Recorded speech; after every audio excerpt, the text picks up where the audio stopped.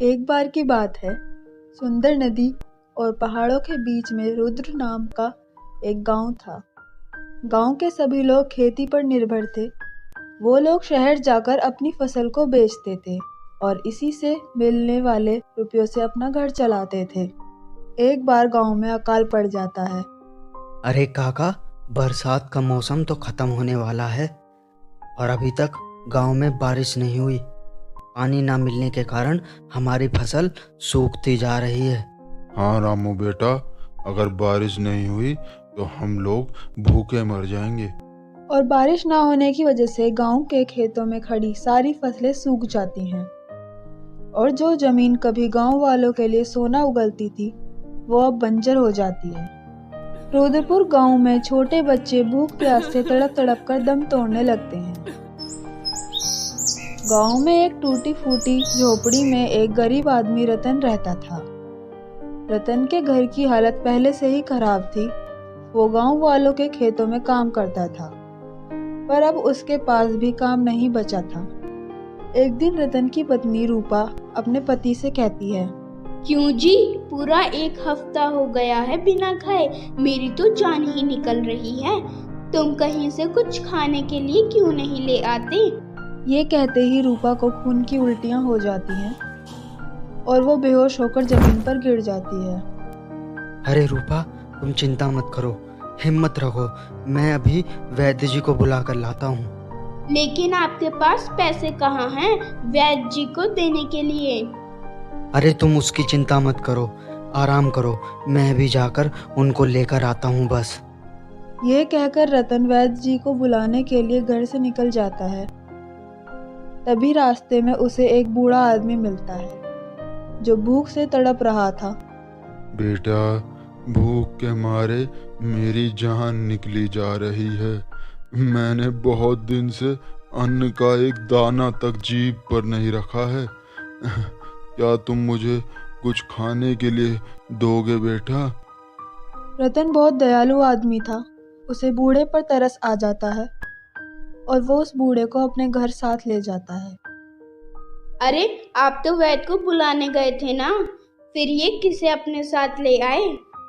रूपा, ये बूढ़ा आदमी बहुत भूखा है और मुझसे इसकी परेशानी देखी नहीं गई, इसलिए भोजन कराने के लिए अपने साथ ले आया हूँ। और तुम तो जानते ही हो कि मेरी तबीयत ठीक नहीं है, और वैसे भी हमारे घर में एक कटोरी चावल के सिवाय और कुछ नहीं है इन्हें खिलाने को। रतन अपनी पत्नी रूपा से बूढ़े आदमी के लिए एक कटोरी चावल बनाने को कहता है और उस बूढ़े को चावल खिला देता है। पेट भरने के बाद वो बूढ़ा रतन को दुआ देता है। बेटा रतन, तुमने मुझे भूखे को भोजन कराकर बहुत बड़ा उपकार किया है बेटा। तुम्हारा ये परोपकार खाली नहीं जाएगा बेटा, इसका फल तुम्हें अवश्य ही मिलेगा। इतना कहकर बूढ़े के शरीर से तेज रोशनी निकलती है और वो एक खूबसूरत नौजवान के रूप में बदल जाता है और रतन से कहता है, रतन, मैं परीलोक से आया हूँ और परीलोक का राजकुमार हूँ। तुम्हारे पास खाने को कुछ भी नहीं था, तब भी तुमने मेरी मदद की। मैं तुम्हारे इस व्यवहार से बहुत खुश हूँ। तुम्हारी पत्नी अब एकदम ठीक हो जाएगी। और एक बात और, तुम मुझसे एक वरदान भी मांग सकते हो। मैं तुम्हें चुटकियों में अमीर बना सकता हूँ। नहीं नहीं राजकुमार, मैं अपने जीवन से बहुत खुश हूँ, मुझे और कुछ नहीं चाहिए। गांव में अकाल पड़ा हुआ है राजकुमार, आप चाहो तो गांव वालों को इस अकाल से निजात दिला सकते हो। मैं इसी बात से खुश हो जाऊंगा। यह सुनकर राजकुमार एक जादुई बादल प्रकट कर देता है और रतन से कहता है, रतन, ये एक जादुई बादल है, इसे गांव के खेतों में लगा देना। इससे गांव में हमेशा बारिश हुआ करेगी और कभी सूखा नहीं पड़ेगा।